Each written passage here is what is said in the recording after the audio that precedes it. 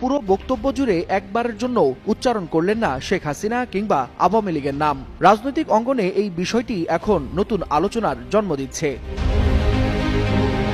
মঞ্চে দাঁড়িয়ে তারেক রহমান কথা বলেছেন নারী পুরুষ শিশু কিশোর পাহাড় সমতল সব মানুষের অধিকার নিয়ে, কথা বলেছেন ধর্ম বর্ণ নির্বিশেষে ন্যায় বিচার ও নিরাপত্তার স্বপ্ন নিয়ে। তার ভাষণে স্থান পেয়েছে ১৯৭১ সালের মুক্তিযুদ্ধের শহীদ থেকে শুরু করে ৫ আগস্ট গণ অভ্যুত্থানে আত্মদানকারী এমনকি জুলাই আন্দোলনের অগ্রনায়ক শরীফ ওসমান হাদির নামও। এসেছে দেশ পুনর্গঠনের বিভিন্ন পরিকল্পনার কথা, কিন্তু সমালোচনা তিরস্কার বা কারো প্রতি ব্যক্তিগত আক্রমণ ছিল না কোথাও।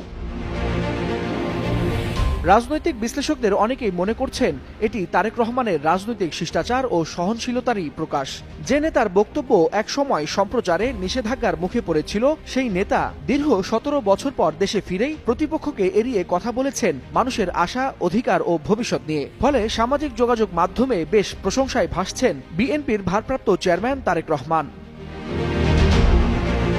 গণসংবর্ধনা মঞ্চে ঐতিহাসিক ভাষণে তারেক রহমান বলেন, বাংলাদেশের মানুষ কথা বলার অধিকার ফিরে পেতে চায়, গণতান্ত্রিক অধিকার ফিরে পেতে চায়, চায় যোগ্যতার ভিত্তিতে ন্যায্য প্রাপ্য।